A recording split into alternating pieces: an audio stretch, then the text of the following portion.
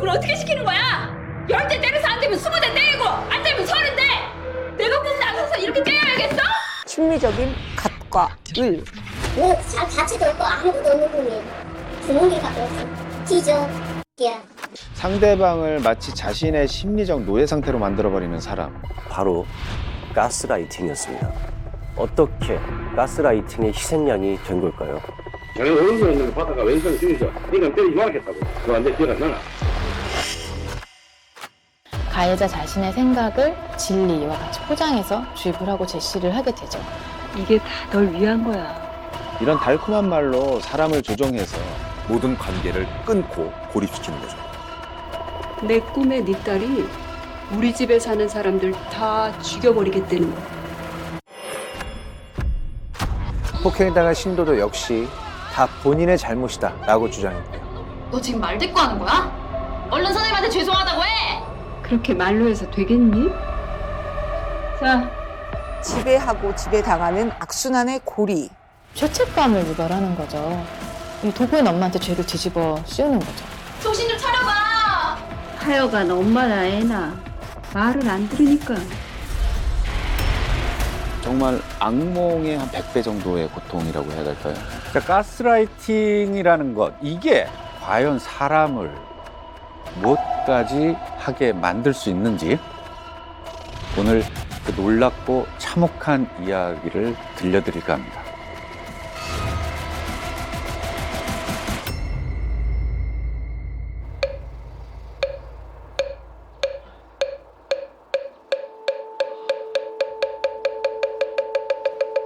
조용한 사찰에서 한 사건이 벌어졌습니다.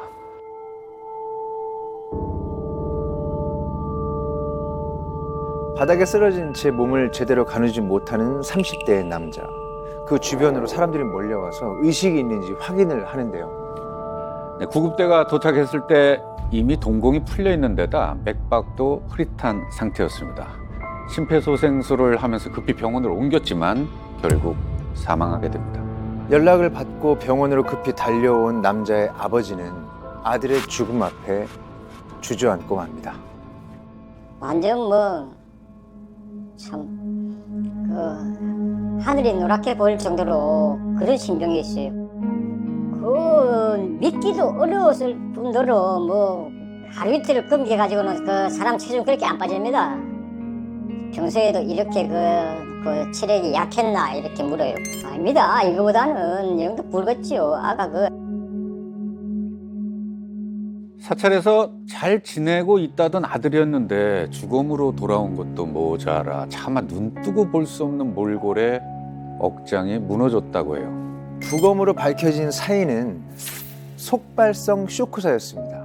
그러니까 이 피부 밑에 있는 조직에서 출혈이 생긴 건데요. 그 양이 혈액순환을 방해할 정도로 많아서 쇼크가 왔고 사망에 이르렀다는 거죠. 특히 이제 양쪽 팔과 다리 그리고 등, 엉덩이 피멍으로 물들어져 있었는데 무려 신체의 46%에서 출혈이 발견됐습니다. 자, 의문스러운 건 우리 몸에는 생명과 직결된 이 급소라는 게 있잖아요. 근데 머리, 가슴, 목, 근데 이런 곳에는 사망과 연결을 지을 만한 상처는 하나도 없었다는 거예요. 네, 맞습니다. 오로지 피부 밑에 있는 조직에서 너무나 많은 출혈이 생겨서 결국 목숨까지 잃었다는 건데 왜 이런 일이 일어난 건지 도무지 이해할 수가 없었던 겁니다. 아들에게 무슨 일이 있었던 건지 법의학자에게 자문을 구했습니다. 결론은 너무 많이 맞아서 생긴 죽음이라는 겁니다. 출혈이 생긴 후 지혈이 될 새도 없이 맞고 또 맞았을 거라는 거죠. 네, 이날의 사실을 알게 된 아버지는 그날의 진실을 알아야 했습니다. 건장했던 35 둘째 아들 승현 씨가 그것도 사찰에서 왜 이런 비참한 죽음을 당해야 했는지.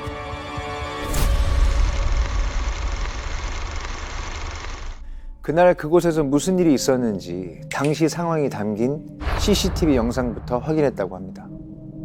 그 증거 영상을 받아보고 나서는 그냥 죽이고 싶었어요. 내 앞에만 있다면은. 자, 지금부터 그 영상을 보여드릴 텐데 충격적인 장면이 포함되어 있다는 점 미리 양해를 구하겠습니다.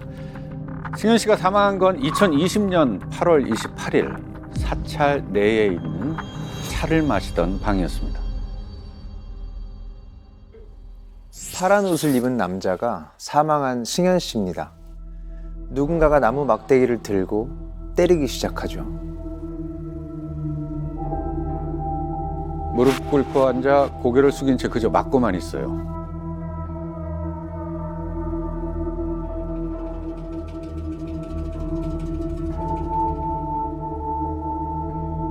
결국 몸을 가누지 못하고 쓰러지는데 가해자는 그런 승현 씨를 다시 일으켜 세워 매질을 이어갑니다.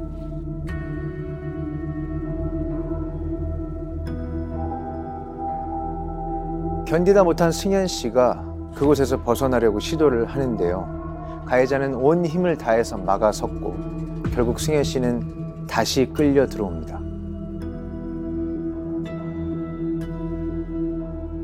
가해자는 윗옷을 벗고 장갑까지 끼고 매질을 이어갑니다.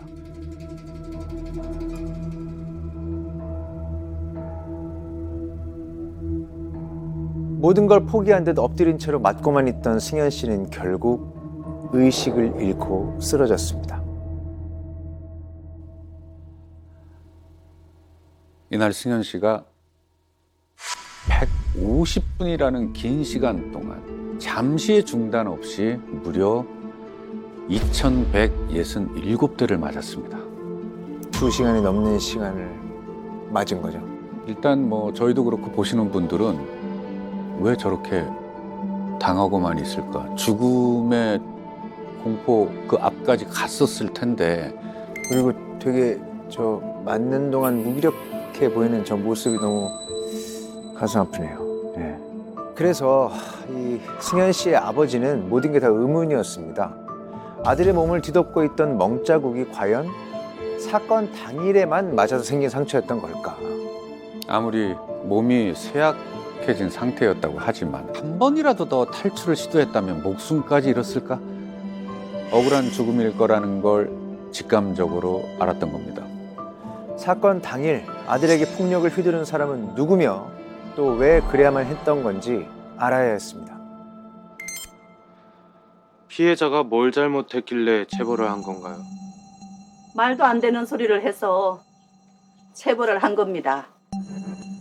폭행의 이유가 승현 씨에게 있었다고 당당하게 진술한 가해자는 승현 씨가 사망하기 전 이미 호된 질책까지 했었다고 합니다. 너는 남의 손 빌리지 말고 네 스스로 속아봐. 너 가치도 없고 아무것도 없는 놈이야. 내가 기생충이야. 어디 가서 기생을 하려고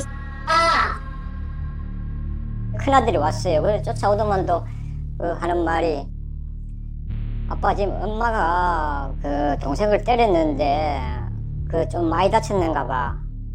그렇게 뭐 아들한테 욕을 한다거나 아들 때린다거나 없었고 아들한테 손 한 대라도 대본 적이 없이. 승현 씨에게 살 가치도 없다며 욕설을 퍼붓는 사람도 무자비한 폭행을 휘두른 사람도 바로 승현 씨의 엄마였던 겁니다. 그런데 더 놀라운 건요. 모든 문제의 시작이었던 이 사찰, 이곳에 아들을 보낸 사람도 승현 씨의 엄마였습니다. 둘째 아들 승현 씨는 태어날 때부터 한쪽 귀가 작은 소외증으로 청각장애 5급 판정을 받았습니다.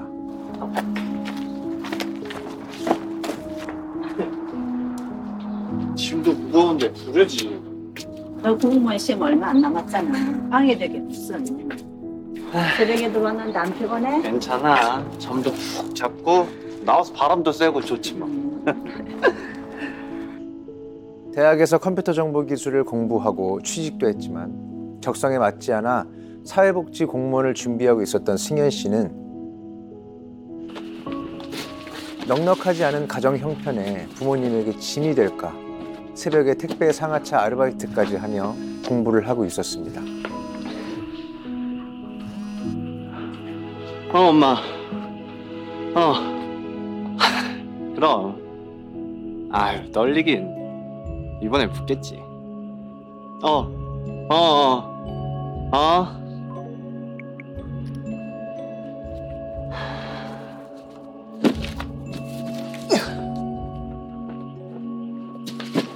하지만 이번에도 낙방.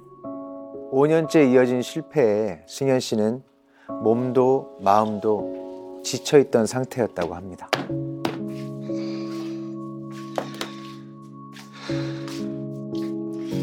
성현아, 원래 사는 게 마음대로 안 되는 거야. 엄마랑 절에 한번 가보자.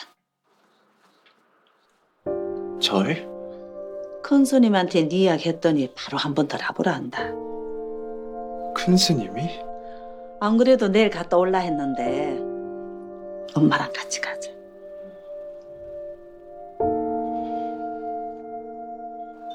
그것은 승현 씨 엄마가 10년째 다니고 있는 사찰이었습니다.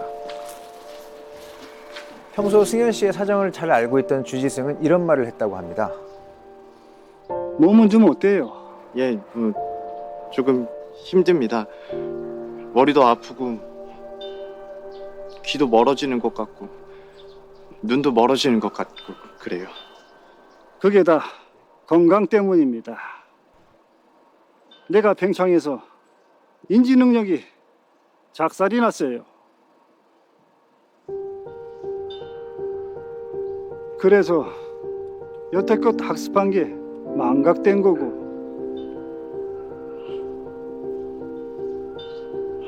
절로 들어와요. 들어오지 않으면 머리가 터져서 죽어. 아이고 스님 살려주세요. 스님 절에 들어오면 괜찮은 거죠? 오늘 바로 짐 싸서 들어가자. 아이고 이렇게 승현 씨의 사찰 생활이 시작됐습니다.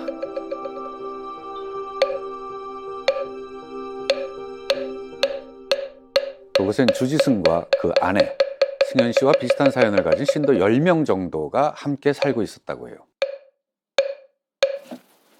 농사도 짓고 양봉업도 하면서 일종의 치유를 하고 있었다는데 승현 씨는 낯선 곳에 적응하느라 좀 힘들었나 봐요. 친구에게 넋두리 같은 문자 메시지를 보내기도 했습니다.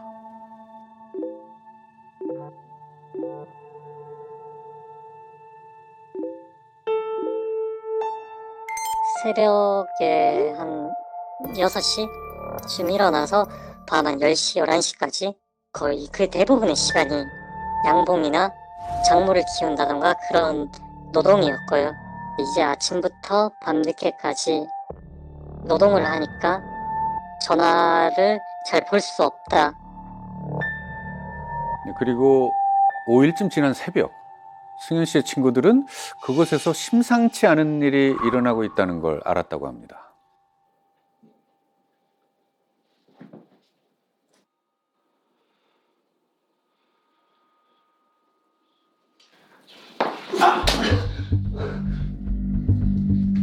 왜 그러세요, 선생님? 임마이 서를 왜 안 와? 누가 경매를 하나? 군대보다 더 빡신 종파가 있다네. 이 종파는 극한 테스트를 폭력으로 테스트. 선배 승려들이 갑자기 들이닥쳐서 왜 절해? 누가 경외오래? 누가 책 읽으래? 퍽퍽. 사찰 내에서 폭행이 일상적으로 이루어지고 있다는 충격적인 얘기죠. 이런 메시지를 받았는데 승현 씨와 연락은 안 되고 친구는 불안해졌습니다. 정확하게 모르겠지만 그냥 왠지 그럴 일이 일어났을 수도 있겠다라는 생각은 했어서 어느 정도. 그곳에서 승현 씨는 지옥 같은 시간을 견디고 있었던 것 같아요. 사찰 압수수색이 있었는데 승현 씨 말대로 폭행의 증거가 발견됩니다. 그것도 영적인 치료를 명목으로 하는 폭행이었어요. 주지승과 아내, 신도들은 참고인 조사에서 자신들의 입장을 밝혔습니다. 검찰이 주장하는 영적인 치료를 명목으로 하는 폭행은 절대 없었다는 내용이었습니다. 폭행당한 신도도 역시 다 본인의 잘못이다 라고 주장했고요. 네, 그런데 사찰 내에서 이루어지는 폭행을 외부에 알렸다는 이유로 승현 씨가 받은 벌은 휴대폰을 뺏기는 것에서 끝나지 않았습니다. 지속적인 폭행과 함께 늦은 밤부터 새벽까지 주지승과 신도들에 둘러싸여 협박을 받아왔던 건데요. 그 이유가 함께 기거하는 여신도들을 상대로 이상한 상상을 했다는 거예요.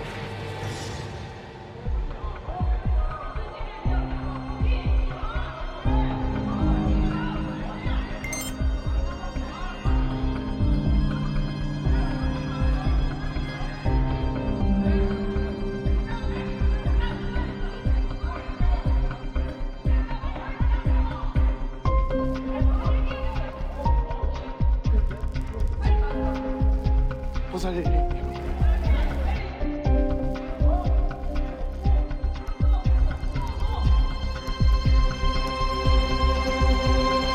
이게 방송에서 쓸 수 있는 말만 일부 발췌한 건데요. 전날 저곳에 승현 씨의 편은 아무도 없었던 것 같습니다. 이런 식의 녹취 기록이 7월에만 19일, 20일, 23일 총 3일치가 남아있는데요. 시간도 새벽 2시에서 3시, 밤 9시에서 10시 이렇게 늦은 밤에 이루어졌습니다. 낮에 일하느라 힘들었던 몸을 쉬지도 못하고 저런 모욕적인 말을 들어야만 했던 거네요. 그들은 결국 원하는 걸 받아냅니다. 승현 씨가 자기 손으로 자술서라는 걸 쓰게 된 거죠. 절의 보살님들을 창녀들로 생각했습니다. 절이 조용할 때 수시로 보살님들의 방문을 열어보며 강간을 계획했습니다. 자해를 하여 절에서 맞은 것처럼 꾸며서 주지 스님에게 5천만 원을 협박해서 받아내려고 했습니다. 부모님께 청력장애를 핑계로 7천만 원 이상의 현금을 받아내서 주식 손실과 성매매, 생활비로 모두 탕진하였습니다. 위의 내용이 사실임을 확인합니다. 그 자술서입니다. 네. 승현 씨가 사찰에서 생활하는 2달간 직접 작성한 자술서입니다. 여기 보면 본인을 희대의 폐륜아이자 성범죄자, 자해공갈 사기꾼으로 묘사를 하고 있어요. 네. 그리고 특이하게도 이 돈, 성매매, 장애인 행세, 강간 이런 특정 단어마다 이렇게 지장이 또 찍혀 있고요. 근데 이 진술서가 과연 진짜냐? 필적 감정을 의뢰를 했는데 승현 씨의 글씨체와 아주 흡사하다고 결론이 났다고 합니다. 자, 그럼 남은 의문은 하나입니다. 여기 적힌 대로 2달간 성매매로 7천만 원을 탕진하고 온갖 부정을 저지를 계획을 세운 게 맞냐는 거죠. 자술서에 쓰인 내용, 그게 정말 진실이었을까요? 제가 아는 그런 일을 할 사람은 아니었거든요. 저한테 지금까지 여자 이야기를 한 적은 없고요. 장난으로라도 성적인 농담 그런 건 일체 없었어요. 차라리 그랬으면 요즘은 경찰에 신고를 했을 것 같기도 하거든요. 자, 그런데 유일하게 승현 씨의 엄마만이 이 자술서의 내용이 사실이라고 믿었던 겁니다. 네. 아들이 여신도들을 상대로 강간을 모의하거나 나쁜 행동을 했다고 믿습니까? 네, 그렇습니다. 아들이 절에서 돈을 뜯어내려고 거짓말을 한 거라고 생각합니다. 더 할 말이 있으십니까? 없습니다. 제가 아들을 잘못 키웠습니다. 그들이 원하는 대로 자술서를 썼으니 과연 승현 씨의 고통도 끝이 난 걸까요? 검찰 조사 결과 이 사찰에는 영적 치료를 명목으로 하는 폭행뿐만 아니라 다른 비밀이 하나 더 있었습니다. 승현 씨는 그것 역시도 알고 있었던 것 같아요. 그 내용이 뭔지 주지승의 아내가 매일 작성한 일지에 기록이 되어 있었습니다.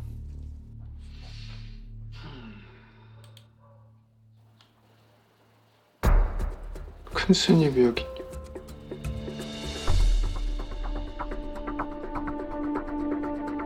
아니 왜 여기 엄마가?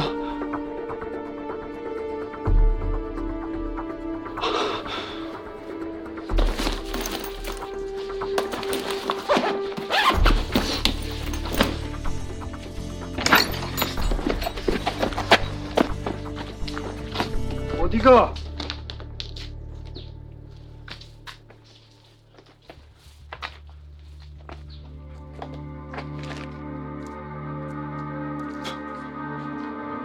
도망가게.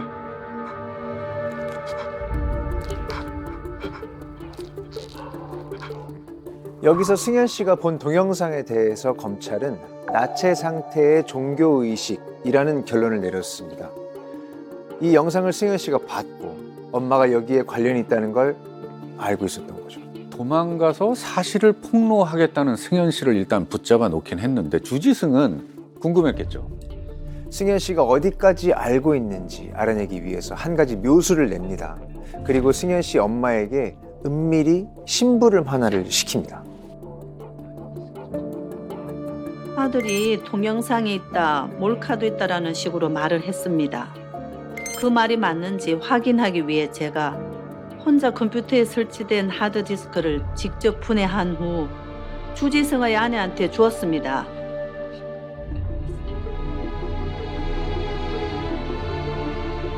주지승 역시 승현 씨의 하드디스크를 가지고 있었다는 걸 인정했어요. 다만 그 이유가 성에 집착하는 승현 씨를 치료하기 위해 가지고 있는 성인 동영상을 모두 가져와라 시켰다는 것뿐이라고요. 사찰의 또 다른 비밀을 알게 된 승현 씨는 보름간 5번의 자술서를 또 썼습니다. 그것도 사망하기 전날까지요. 그 자술서를 쓰기까지 매일 밤 또 얼마나 많은 폭력과 협박을 견뎌내야 했을까요? 협박, 자백, 종용 이런 증거들이 발견되지만 주지승은 끝까지 억울함을 주장합니다. 가장 제일 그 우두머리는 주지승, 그 다음에 주지승의 아내, 다음에 실질적으로 지가 행사했다 하는 그 전부 공범입니다. 아버지는 주지승과 그 아내라는 사람이 승현 씨를 2달간 지옥에서 살게 한 것도 모자라서 죽음과도 관계가 있다고 말했습니다. 네, 그래서 사건 당일 CCTV 영상을 처음부터 되돌려 봤거든요. 아버지의 이런 의혹은 일리가 있어 보였습니다. 왼쪽으로 마주 앉은 승현 씨와 엄마가 보이고요. 건너 테이블 앞에 누군가 앉아있죠. 이 사찰의 주지승입니다. 뭘 하고 있나 봤더니 종이와 테이프로 회초리를 만들고 있는 거예요. 완성된 걸 자신의 몸에 툭툭 쳐보곤 이게 아니다 싶은지 또 버립니다. 대나무 막대기를 꺼내와서 승현 씨 엄마에게 무심하게 툭 건네주는 모습이 잡혔습니다. 그리고 승현 씨가 맡고 있는 모습을 옆에서 지켜보고 있는 한 사람, 주지승의 아내입니다. 갑자기 손으로 어딘가를 가리키는데 승현 씨 엄마는 그 손끝이 가리키는 곳에서 뭔가를 집어들었습니다. 엄마가 끼고 있던 장갑입니다. 그리고 손바닥이 아프도록 150분간 쉼 없이 폭력을 휘두르던 엄마는 주지승이 들어오고 나서야 비로소 멈췄습니다. 과연 이날 이 두 사람의 행동은 승현 씨의 죽음과 무관하다고 볼 수 있을까요? 그러니까 한마디로 말해서 주지승의 일종의 도구가 됐다라고 생각할 수 있습니다. 그러니까 엄마가 자발적으로 생각을 해서 뭐 폭행을 하거나 뭐 이랬다기보다는 주지승과 그 아내의 도구가 된 것처럼 그렇게 범행을 했다는 점을 알 수가 있죠. 그러니까 어떤 사람이 다른 누군가의 도구가 됐다는 거는 굉장히 절대적으로 지배되어 있고 종속되어 있다라는 것을 알 수 있게 해주죠.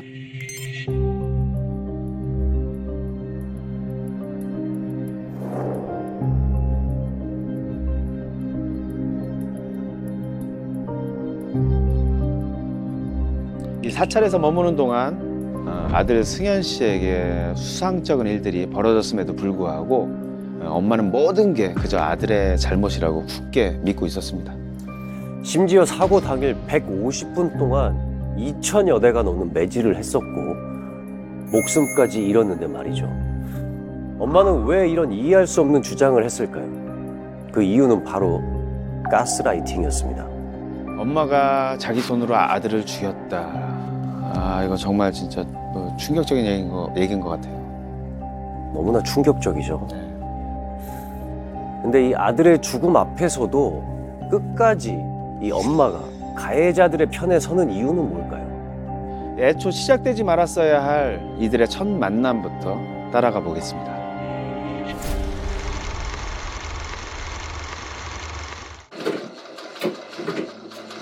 승현 씨 엄마를 아는 사람들은 한결같이 마음 좋고 착한 사람으로 기억했습니다.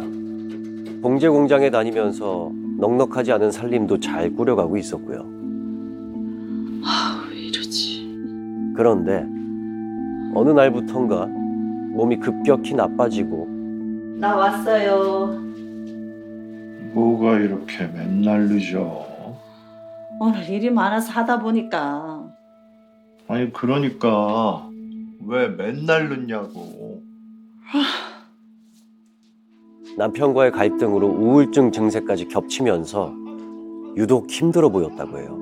이 모습을 안쓰럽게 본 누군가가 도움이 될 거라면서 사찰한 곳을 추천해 줬습니다. 거기 한번 가보세요, 형님. 형님처럼 힘든 사람 살려고 가는 곳이야. 가서 이렇게 차도 좀 마시고 이 속마음도 좀 풀고 와.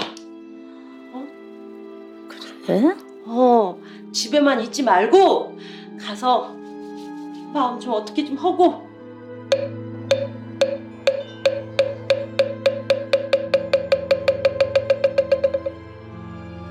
그곳에 다녀온 후 얼굴 표정부터 눈에 띄게 달라졌다는 승현 씨 엄마.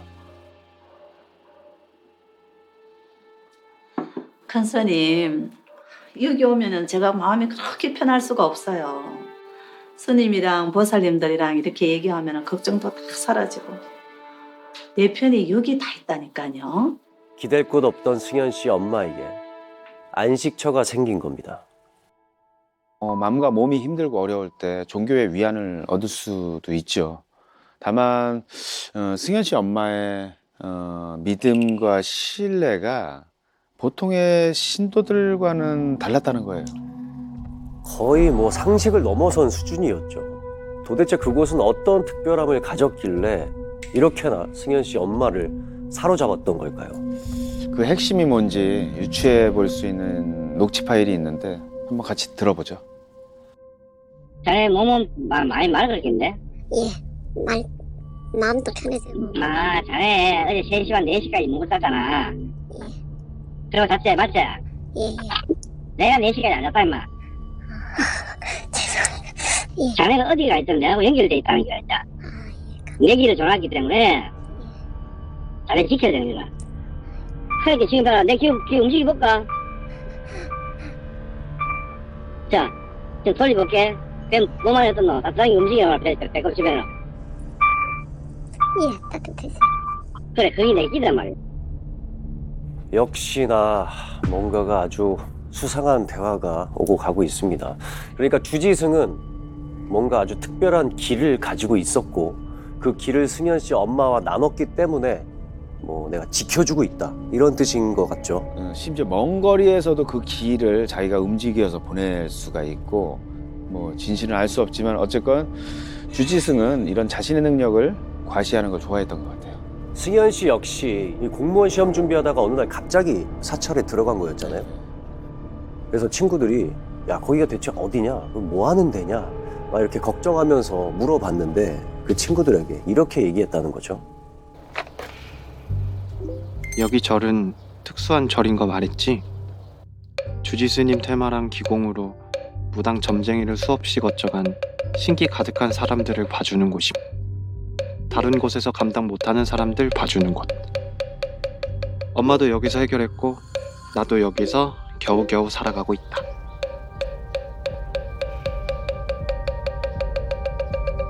승현 씨 엄마는 퇴마를 받았고 그 이후로 아팠던 몸도 마음도 다 나은 느낌을 받았대요. 그 절에 가니까 뭐 스님이 그 마음을 받아주나 봐요. 그러다 아침이면 저한테 전화가 와가지고 뭐 귀신이 뭐 7개가 붙었다고 어쩌고 저쩌고 그러면서 어느 날 700만 원을 갖다 주고 오니까 마음이 날아가는 것 같다고. 제가 들어도 그 얼마나 황당한 소리예요. 그 엄마가 원래 아팠다고 하잖아요. 그러니까 처음에 주지승을 만났을 때 주지승이 엄마한테 뭐 귀신이 7마리가 들어있으니까 쫓아야 한다라고 하면서 계속 이렇게 쫓는 의식을 뭐 한 것 같더라고요. 그러던 과정에서 이 엄마가 치유가 나름으로는 됐고 그 과정에서 아마 이 스님을 이 주지승을 굉장히 신뢰하게 됐었겠죠. 이것만이 내 살 길이야 라는 생각으로 점점 빠져들게 되는 거죠. 주지승이 승현 씨를 사찰에 머물게 했던 것도 본인에 대한 믿음, 신뢰가 있다고 생각했기 때문일 거예요. 그런데 사찰의 비밀을 알게 된 승현 씨가 이걸 다 외부에 폭로하겠다면서 갑자기 이제 등을 돌리게 되자 엄마를 이용하기 시작한 거였죠. 자기가 완벽하게 통제하고 지배하는 사람이었으니까요. 이 35년을 키운 아들인데 사찰 측에서 당신 아들이 희대의 패륜하다, 성범죄자다, 도둑놈이다 이런 얘기를 해도 엄마는 의심 하나 없이 그걸 다 믿었어요. 그 스님한테서 떨어지면 난 살 수 없을 거야. 그러니까 뭐 무슨 짓을 해도 걔 수용하는 그런 심리 상태가 만들어진 것이 아니었을까? 예, 그런 생각이 듭니다. 하지만 그들이 사찰의 비밀을 은폐하는 과정 속에서 사람이 죽을 거라는 예상은 하지 못했겠죠. 이게 승현 씨는 이렇게 죽었고 경찰 조사도 진행되고 있고 뭔가 사찰 측에서는 빠져나갈 방법이 필요했었겠죠. 모든 잘못은 엄마에게 있다. 우리는 오히려 엄마를 말렸다. 결국 승현 씨 엄마를 방패막이로 삼아서 주지승은 빠져나갈 궁리를 합니다. 정리가 됐나? 예. 생각 정리가 좀 됐는가 물으시네. 예. 경찰에서 물으면은 예. 응? 예. 내가 줬는 거 아니야? 그럼 뭐라 그래? 아니라고. 아니라고 아니고 어? 내가 맞는 거는 안 비고 예. 주는 거 빈단 말이야. 그럼 제가 받았다. 그래, 자네 오른손에 있는 거 받다가 왼손에 주면서 인간 때리지 말겠다고. 예.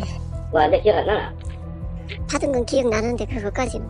큰 스님이 이따 때리지 마라 하고 바다가 있는 걸 의사님이 달라쳐가 받아갔다 하면 되잖아요. 알겠습니다. 안 때린다 하고 받아갔다 하면 되잖아요. 예. 자네가 정신이 없는 와중에 기억을 잘해야 돼. 잘못해버리면 예. 내가 골치 아파. 주지승은 자기가 진실을 알려주겠다면서 자신에게 유리한 시나리오로 그냥 기억을 주입시켰던 거죠. 만약에 되는 거 알고 당신이가 때리가 예. 어? 예. 눈으로 찌를 것은 왜네? 안 되시. 진짜 큰 칭찬처에서 그거 나무 짝대기가 천만 다행이다 야. 예. 대나무 짝대기라서 그래 다행이지. 이 주지승 부부는 그 엄마에게 하루에 5번이고 6번이고 전화를 해서 자신들이 주입한 대로 기억을 하고 있는지 확인 또 확인하고는 이런 말을 덧붙였다고 합니다. 아니, 예. 전부 다 정의 조상이 됐나? 없습니다. 큰 스님 안 만났어. 그러니까 처음부터 제가 살라고 죽기 살 그런 매달리다가. 결국에 이 모든 죗값은 승현 씨 엄마 혼자서 받고 있습니다. 재판부에서 징역 7년을 선고받고 지금도 복역 중이고요.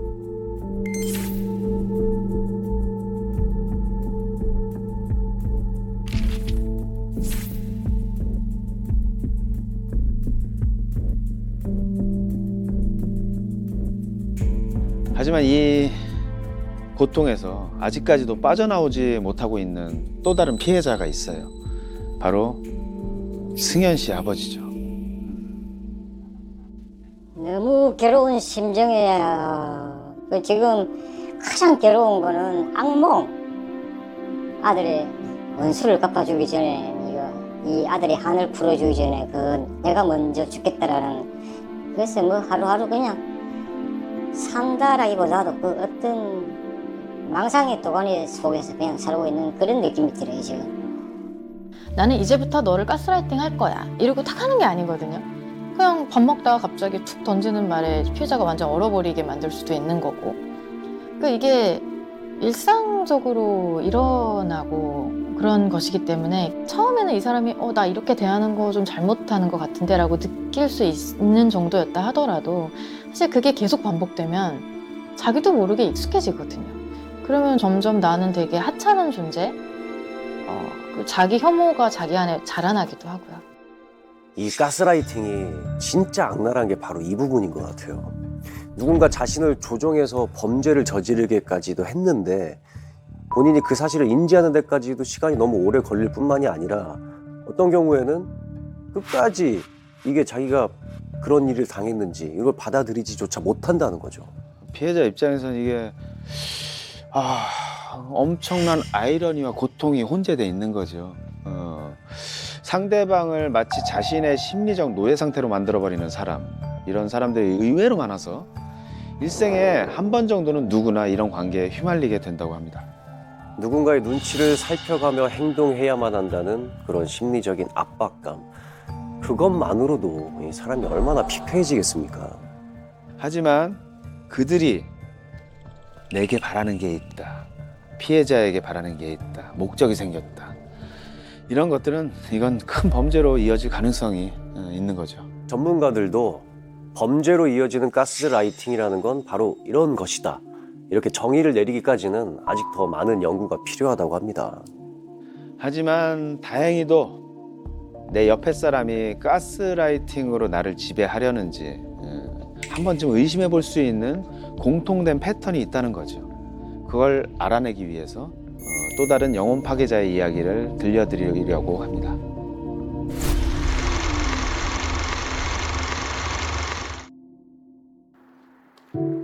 미국에서 결혼해 예쁜 두 딸을 낳고 남편의 직장을 따라 서울에 온 선주 씨. 낯선 서울 생활에 유일하게 의지가 돼준 사람이 선주야, 여기. 바로 대학 동기이자 절친인 미희 씨입니다. 선주야, 인사해. 내가 말했던 그 선생님. 우리 애 학습지 쌤. 안녕하세요. 김선주라고 합니다. 강남 산다고 들었는데 네. 곧 있으면 영어다 수학이다 애들 공부시킬 거 많아질 텐데 강남에서 애들 공부 제대로 시키려면 정보부터 확실히 챙겨야 돼요. 네. 미국에서 오랜만에 돌아와서 잘 모르는데 잘 부탁드려요. 그래요. 아이를 먼저 키워본 선배로 배울 게 많아 보이는 사람이었다고 해요. 너한테 이런 인맥 쌓아줄 사람이 어딨냐? 나한테 잘하라고. 그리고 선생님 애들 교육뿐만 아니라 부동산으로 엄청 돈 버셨어. 집이 72평이야. 뭘 그런 것까지 얘기하고 그래. 와, 정말요? 무엇보다 선주 씨의 호감을 산 건 같은 종교를 갖고 있다는 것이었어요. 맞다. 너 교회 다니잖아. 선생님도 엄청 독실하셔. 애들 아플 때 선생님 기도 한 번이면 싹 나. 병원 안 가도 돼. 진짜 싹 나. 그쵸, 선생님? 아유, 뭘. 정말. 저도 교회 다니는데 은혜 받으셨나 봐요. 우리 잘 맞는 것 같네. 통하는 게 많은 세 사람은 곧 모든 걸 공유하는 절친이 됐습니다. 그러던 어느 날 아이 둘을 데리고 선생님 집을 찾은 선주 씨. 그래, 어서 와. 저희 애들이에요. 인사해야지. 안녕하세요. 아유, 이뻐라. 잘 왔어. 들어가. 그 손엔 평소와 달리 짐이 한가득 들려 있었습니다. 왔어, 선주야? 뜻밖에도 그곳엔 친구 미희 씨와 두 아이도 먼저 들어와 있는 상태였어요. 엄마 친구야. 인사해. 안녕하세요. 너희들 이제 사이좋게 지내야 된다. 알았지? 과자 먹어. 이리 와. 그렇게 한 지붕 아래 세 가족의 기묘한 동거가 시작됐습니다. 자, 스토리가 변화무쌍한데 잘 따라오셔야 합니다. 자, 정리해보면은 같은 엄마로 종교인으로 공통점이 많은 세 사람이 일단 절친이 됐어요. 급기야 각자 아이들을 데리고 짐을 싸서 한 집에 모여 살게 됩니다. 아니, 그러고 보니까 남편은 쏙 빠져 있네요. 그렇죠. 이게 놓쳐서는 안 될 핵심 사항이에요. 가스라이팅이 범죄로 이어지기 전에 공통된 특징, 패턴 이런 게 있는데 그 시작이 바로 이겁니다. 공감대를 만들어서 은밀하게 그리고 친밀하게 내 삶에 스며든다는 겁니다. 어디까지나 내 편일 것처럼, 날 위해 모든 걸 해주는 것처럼 정서적으로 친밀감을 느낄 수 있게 만들어야 그 다음 단계로 넘어갈 수 있으니까요. 선주 씨와 미희 씨가 감히 넘볼 수 없는 선생님만의 능력이라 여겼던 게 하나 있었어요. 아멘. 아멘. 자, 이제 먹자. 잘 먹겠습니다. 엊그제 꿈에 손주야, 네가 남편이랑 그렇게 싸우더라? 아니 너는 화가 나 죽겠는데 남편은 적반하장이더라고. 손찌검까지 하려고 들고 말이야. 정말로 그랬어? 그게 사실 저 어제 남편이랑 이혼한 만에 엄청 싸웠거든요. 그 사람이 화가 나면 손이 먼저 올라가고 좀 그래요. 바로 선생님의 영적 능력이었어요. 아무튼 선생님이랑 하나님은 뭔가 있는 것 같아요. 선생님한테 함부로 해서 잘된 사람 못 봤다니까? 사람들이 그걸 알면 못 그러진 않대. 맞아요. 두 사람 눈에 선생님은 수시로 하나님의 지시를 받은 것처럼 보였다고 해요. 얼마 전에 기도하는데 하나님 목소리가 들리더라. 나한테 사업을 해보라는 거야. 그 휴대폰 대리점 같은 거. 그럼 당장 해야죠. 아, 문제는 내 돈이 다 부동산에 묶여 있어서 당장은 할 수가 없어. 그래서 포기하신다고요? 하나님이 시킨 일인데. 그건 또 그렇지? 그럼 혹시 자기들이 투자하지 말래?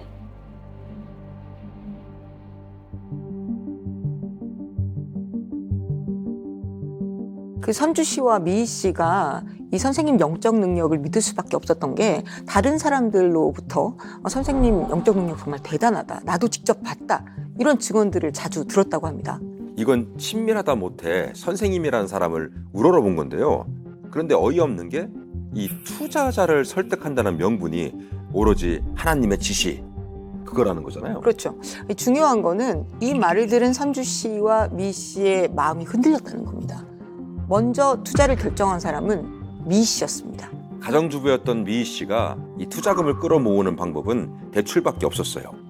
총 1억 800만 원. 그 큰 돈을 아무 조건 없이 투자를 한 겁니다.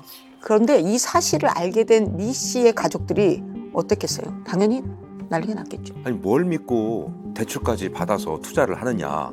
그거 못 받으면 어떡할 거냐. 당연히 걱정될 수밖에 없었잖아요. 근데 어이없는 상황에 결국 가족들은 등을 돌리게 됩니다. 7개월을 버티던 미희 씨는 이렇게 무시당하면서는 못 살겠다 싶었는지 두 아이를 데리고 가출을 합니다. 오갈 곳 없는 이들을 받아준 게 바로 선생님이었고요. 그 사업자와 투자자의 동거, 참 기묘하지 않습니까? 그렇죠. 그런데 이해가 안 되는 것은 이런 미희 씨의 상황을 보고도 선주 씨가 투자를 결정했다는 겁니다. 그리고 이 투자를 하는 방법 또한 별로 다르지 않았습니다. 미국에 살고 있는 친정엄마가 강남에 아파트를 하나 갖고 있었대요. 그걸 담보로 대출을 받고 또 개인 신용대출을 받고 전세 보증금까지 끌어모은 돈이 무려 9억입니다. 선주 씨 남편이라고 가만히 있을 리가 없죠. 싸울 일이 하나 더 늘었으니 부부 사이는 더 나빠졌고요. 선주 씨는 급기야 이혼까지 생각을 합니다. 누군가의 조언이 필요했지만 이제 가족이며 친구며 모두 미국에 있으니까 선주 씨가 미희 씨와 선생님한테 속 터놓고 얘기를 한 거죠. 선주 씨는 어느 순간부터 선생님에게 많은 걸 의지하고 있었어요. 저 어떡해요? 저 너무 이혼하고 싶은데. 저 혼자서 애들 어떻게 키워요? 선주야, 아니 그래도 내가 요즘 널 위해 기도 많이 하고 있어.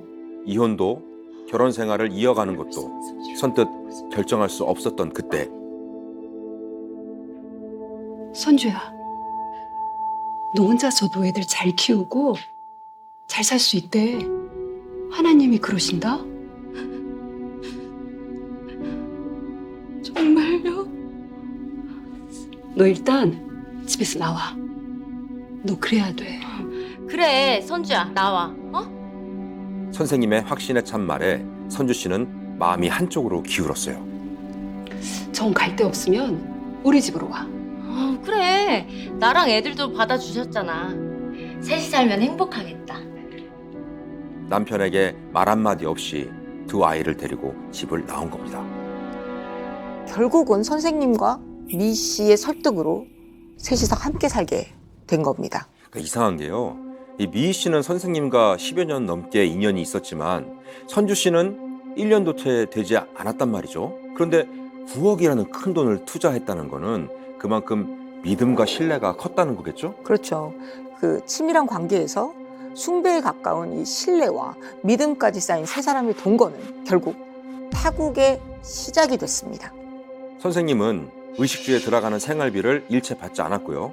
그 고마운 마음에 선주 씨와 미희 씨는 선생님 가족이 운영하는 휴대폰 대리점에서 무보수로 일을 하며 지냈어요. 대신 선생님이 공동생활의 조건으로 내건 게 딱 한 가지 있었다고 합니다.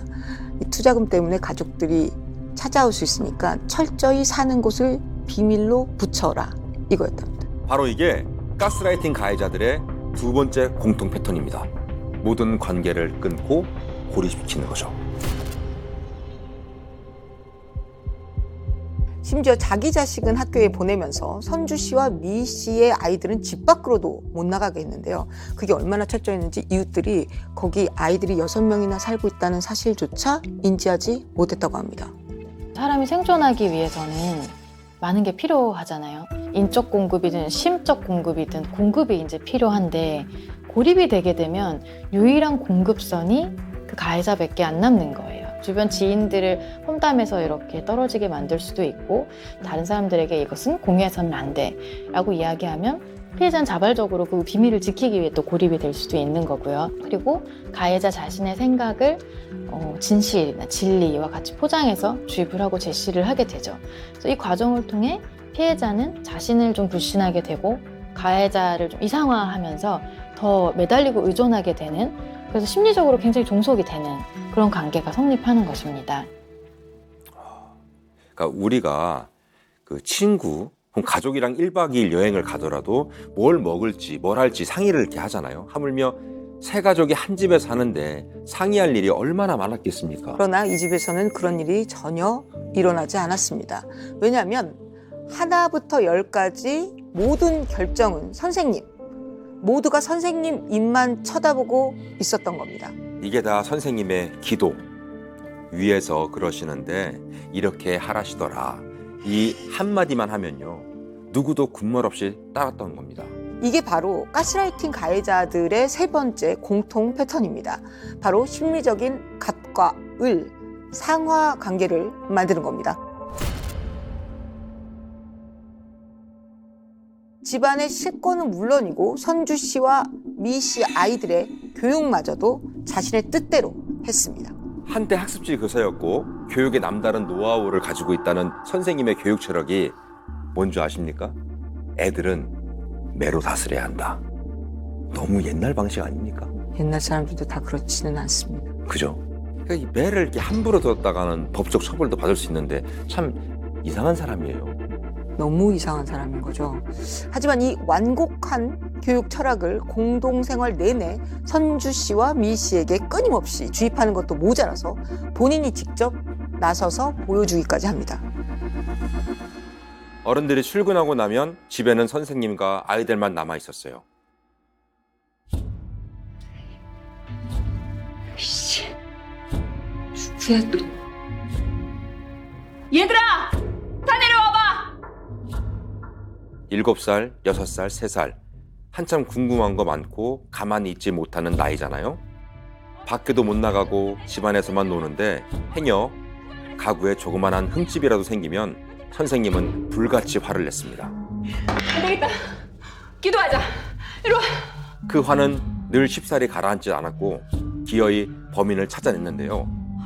그 방법이 아이 한 명 한 명을 붙잡고 기도하는 것이었습니다. 찾았다. 하나님이 알려줬어. 너라고. 가! 이리 와! 너 여기 꼼짝 말고 있어. 알았어? 그리고 기도 끝에 범인으로 지목된 한 아이는 작은 방으로 끌려갔고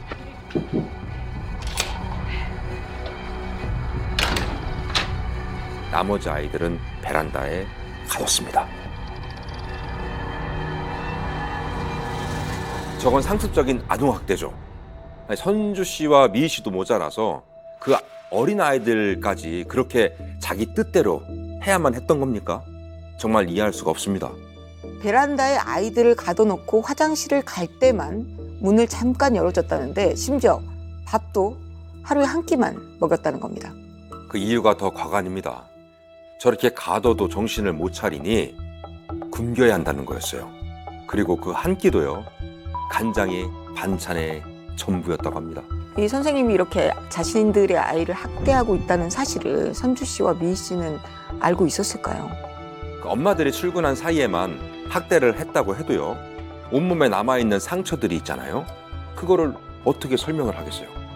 그런데 이 선생님이라는 사람은 이 모든 사실을 감추지 않았습니다. 오히려 선주 씨와 미희 씨 앞에서 당당하게 이야기했습니다. 아니 도대체 애들 교육을 어떻게 시키는 거야? 어? 과거에 자꾸 흠집이나 내고 10대 때려서 안 되면 20대 때리고 안 되면 30대. 애들이 내가 무서워서라도 말을 듣게 했어야지. 내가 꼭 나서서 이렇게 때려야겠어? 어? 나도 이러기 싫어. 어? 그리고 애들은 하나님이 가두라고 해서 가둔 거니까 그렇게들 알고. 애들이 지금 하루에 뭐 얼마나 움직인다고. 쟤네들 하루에 꼬박꼬박 새끼 먹일 필요도 없어. 알겠어?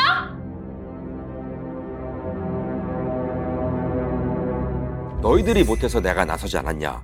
두 엄마를 비난하고 그 아이들을 가두는 것도 하나님이 시켜서 그런 거다. 학대를 저지른 건 본인이면서 자기는 의도가 없었다고 쏙 빠져나가는 거잖아요. 정말 악랄합니다. 두 가족을 자기 집안에 고립시켜 놓은 데다가 심리적으로 또 갑의 위치에 있잖아요. 그렇게 차곡차곡 쌓은 가스라이팅의 결과가 이렇게 나타나는 거겠죠. 왜냐하면 그 통제가 유지가 되려면 좀 분위기가 공포스러워야 하잖아요.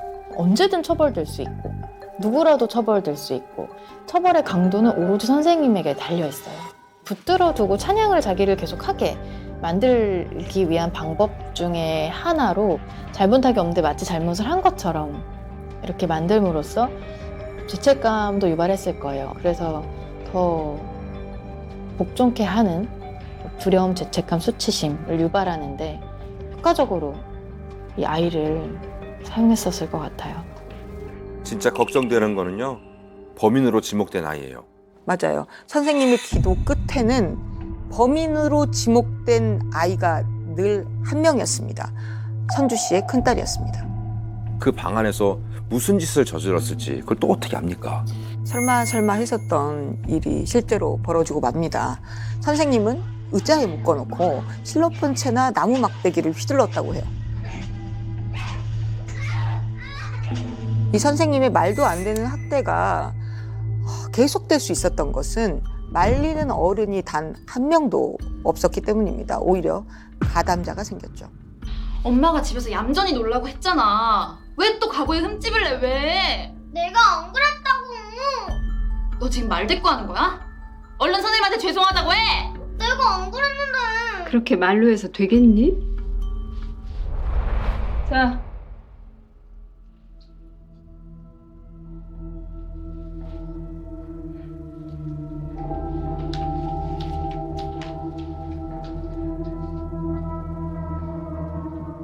선생님이 처음 손에 매를 쥐어줬을 때 엄마의 마음이 편했겠어요.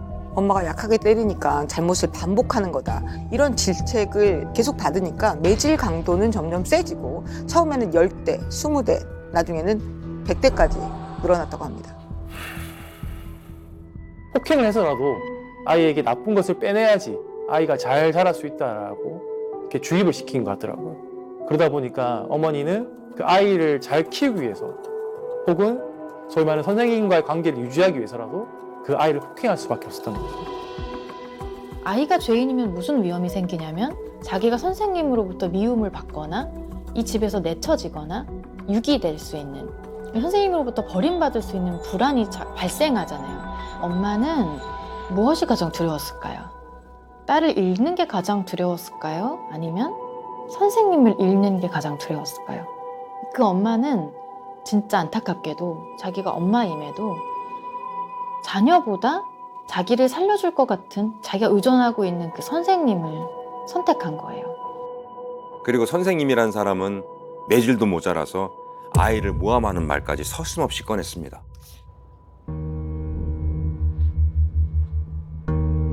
선주야, 이리 와봐. 네?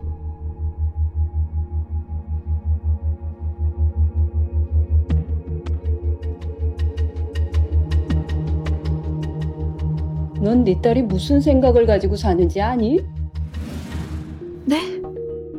내 꿈에 네 딸이 우리 집에 사는 사람들 다 죽여버리겠다는 거야. 쟤는 똑똑해서 정말 그렇게 할 수 있는 애야. 악하기가 아주 너무 악해. 하늘에서 미리 알려주지 않았으면 어쩔 뻔했니?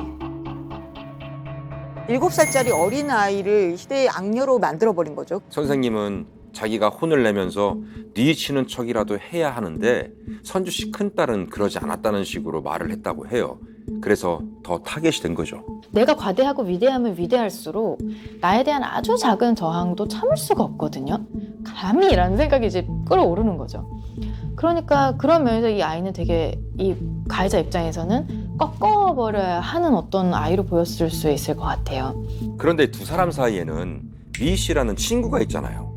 아니, 선생님이 저 지경까지 갔는데 친구라면은 그 중간에 나서서 중재하는 노력이라도 해야 되는 거 아니겠습니까? 그 선주 씨와 달리 본인에게 좀 잘해주시잖아요. 이 선생님이란 사람이. 그러니까 섣불리 나섰다가는 타겟이 선주 씨네 아이와 선주 씨가 아니라 본인과 본인 아이들로 바뀔 수도 있다는 생각에 두려웠던 거죠. 이 모든 일을 겪고도 선주 씨는 그 집에서 계속 머물렀어요. 그리고 이 위태로운 동거가 2년이 돼갈 무렵에 결국 그 일이 터지고 맙니다. 그날 아침 선생님은 출근하려던 선주 씨를 불러 세웠어요. 선주야, 출근이 중요한 게 아니야. 무슨 수를 써서라도 제가 무슨 생각을 하는지 실토하게 해야지. 또 그 얘기였어요. 7살이 된 선주 씨의 큰딸이 이 집 사람들을 모두 죽일 생각을 하고 있으니 빨리 그 계획을 실토하게 만들어야 한다는 것이었죠. 오늘은 그냥 못 넘어가. 애를 때려서라도 말하게 만들어. 그게 제대로 된 교육이지. 대신 시끄럽긴 하지 말고. 알겠니?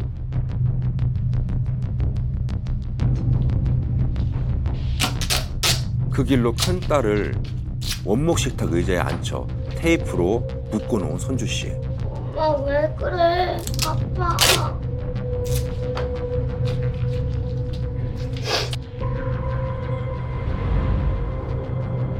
엄마 하지 마. 왜 그래? 아이를 다그치며 매를 휘두릅니다.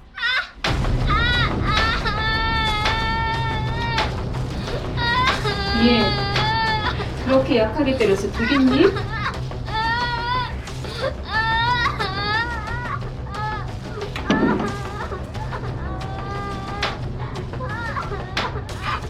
그렇게 2시간 정도 지났을 무렵 지칠 대로 지친 아이가 힘겹게 입을 뗐어요. 다 죽여버린다고 했어요. 뭐? 다시 말해봐. 다시!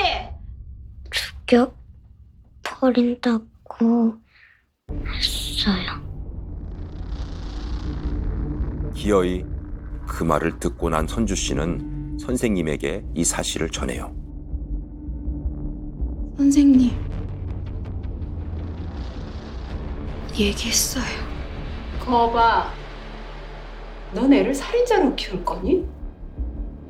교육 하나 똑바로 못 시키고 넌 답도 없어. 일단 출근해.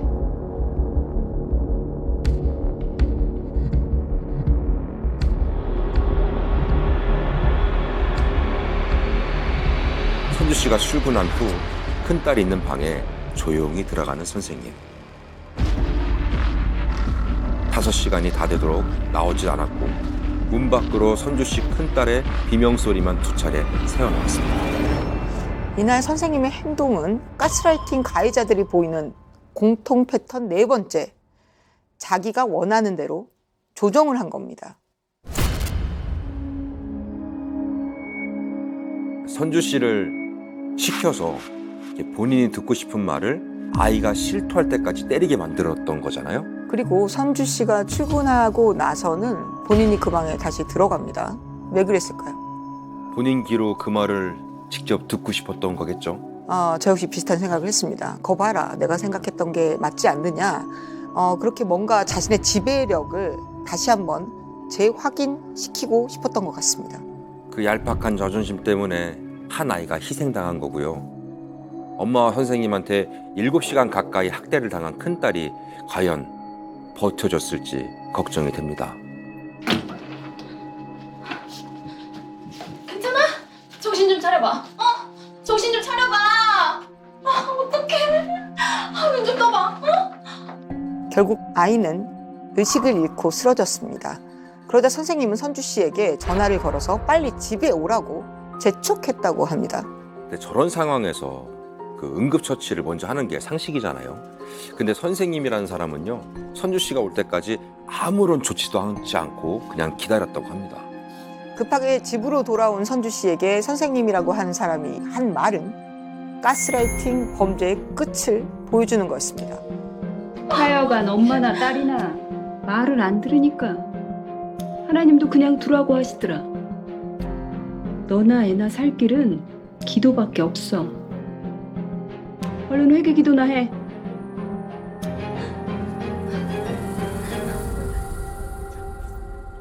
이 엄마가 선생님이 두렵고 선생님으로부터 버림받지 않는 게 최대의 목표였던 것과 똑같이 그 생각을 공고하게 만드는 게 선생님의 목표예요. 죄책감을 유발하는 거죠. 죄책감을 유발하면 용서받기 위해 더 두려움을 가지게 되잖아요. 그거였지 않았었을까 싶어요. 그리고 책임 회피, 자기는 발을 빼고 이 도구인 엄마한테 죄를 뒤집어 씌우는 거죠. 네, 그런 두 가지 이유였을 것 같아요. 그렇게 선주 씨의 큰딸은 최소한의 응급조치도 받지 못한 채 7살의 나이로 세상을 떠났습니다. 아무리 세상에 의지할 곳 하나 없다고 해도 자식을 죽음으로 몰고 간 사람 말을 끝까지 믿고 따른 선주 씨. 죄책감 하나 없이 학대를 저지른 선생님. 행여 화살이 자신에게 돌아올까 지켜만 본 방관자 미 씨. 이건 세 사람이 같이 아이를 죽인 거나 마찬가지인 겁니다. 이기적인 어른들 때문에 아까운 목숨을 잃은 7살 아이.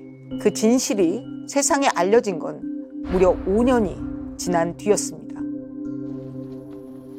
자신들의 범죄를 은닉할 장소를 찾아 그들은 3일간 전국을 돌아다녔습니다.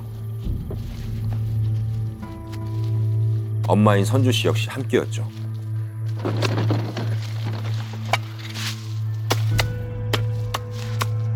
본래 땅에 묻으면 완벽한 범죄가 될 거라고 생각했고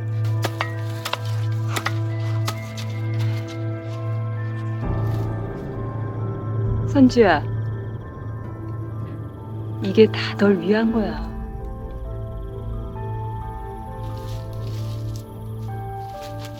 이렇게 한 지붕 세 가족의 기묘한 동거도 끝이 났죠.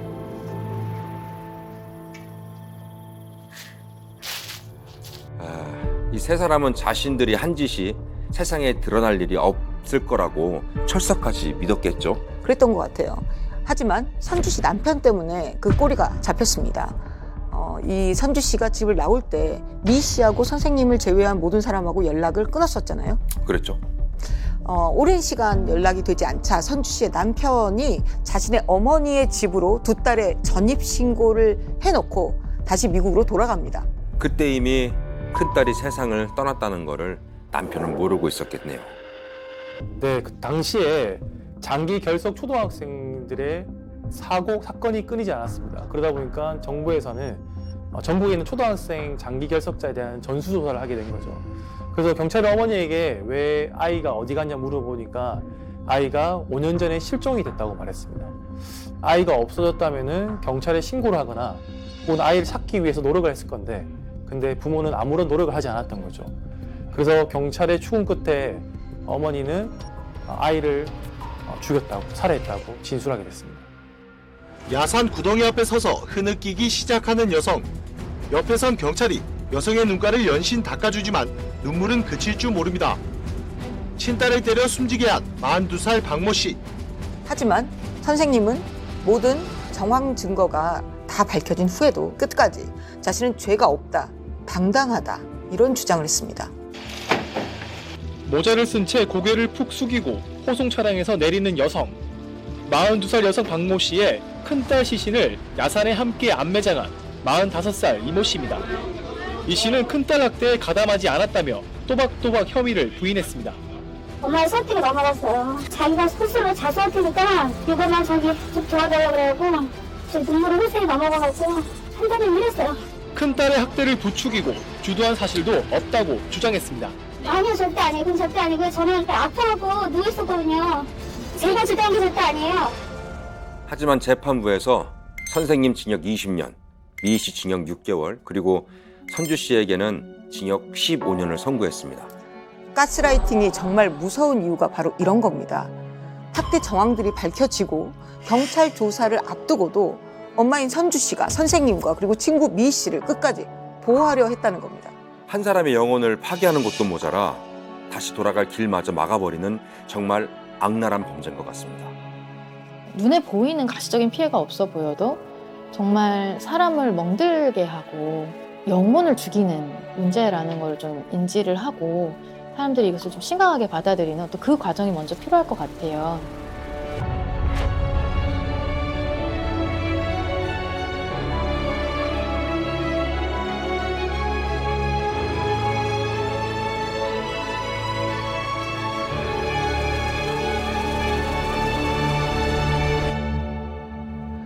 영준 씨, 영준 씨는 지금 이게 내가 가스라이팅을 당하고 있는 건가? 뭐 이런 의심이 들어본 적 없어요?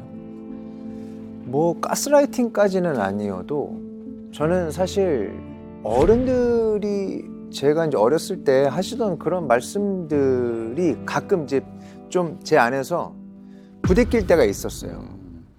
아니 저는 겪었어요. 겪었어요. 몇 년 안 됐는데, 좀 굉장히 심하게. 제 표현으로는 그 사람의 다리 밑을 기게 된다라는 표현을 해요. 다리 밑을 그냥 다리 밑으로 가고 그 사람은 이렇게 내려다보고 다리 밑으로 왔다 갔다 하는 거에 대한 사실 누군가 내 다리 밑을 왔다 갔다 하면은 미안하잖아. 왜 뭔가 하지 말라고 하게 되고 근데 그 사람은 그런 감정 자체가 없는 거예요. 그런 상황을 그냥 그대로 봐요. 거기 안에서 어떤 욕망이 작용되기도 하고. 좀 이게 겉으로 드러나지 않는 이 관계 이외의 사람은 눈치를 채기가 어려운 상황이기 때문에 이 가스라이팅은 무슨 정말 악몽의 한 100배 정도의 고통이라고 해야 될까요? 저는 좀 그렇게 겪었었어요. 이게 진짜 뭔가 가스라이팅에 대한 경험을 이렇게 생생하게 전해 들으니까 더 정말 무섭다라는 생각이 드는데 만에 하나 의심이 드는 사람이 옆에 있을 때 가해자들의 공통 패턴과 비교해보면요 어느 정도 구분이 될 것 같습니다. 가해자들은 일상 언어로 상대방의 정신을 지배합니다. 아니 우리 사이에 이런 것도 못해줘? 아니 너 잘 되라고 하는 얘기야. 또 내지는 내가 욕한 건 잘못했지만 네가 그렇게 할 수밖에 없게 만들었잖아. 이 일상 언어의 경계, 이 경계는 의도입니다. 그렇죠. 내 단점을 자꾸 말하면서 보상을 받으려 한다거나 갈등 상황이나 문제의 원인을 다 내 책임으로 전가하는 말을 한다던가. 자, 오늘 이 시간을 함께 해주신 여러분, 지금 과연 이게 일방적인 관계인지 아닌지 분명히 판단이 안 되실 때가 있으실 겁니다. 자, 그때 이거 하나만 기억하라고 제가 말씀을 드리고 싶습니다. 내 인간관계를 다 정리하게 만들어서 오로지 자기에게만 의지하게 한다면 그건 가스라이팅을 의심해 봐야 합니다.